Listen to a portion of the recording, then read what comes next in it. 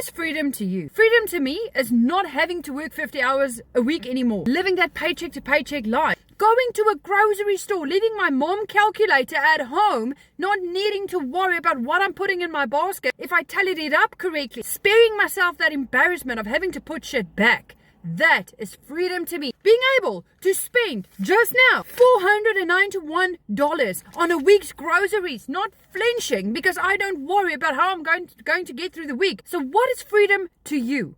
What does that look like? How will it help to learn a skill to make $900 in daily pay? That's $328,000 a year. So if you want to learn how you can start a completely automated online business working for you 24/7, not needing to have any prior experience or tech savvy skills, but just becoming coachable and following a simple to follow blueprint that teaches you step by step, daily mentorship videos showing you exactly what to do. So if you want to learn exactly the blueprint that I have followed, then drop a yes in my comments because I'm going to get you these details.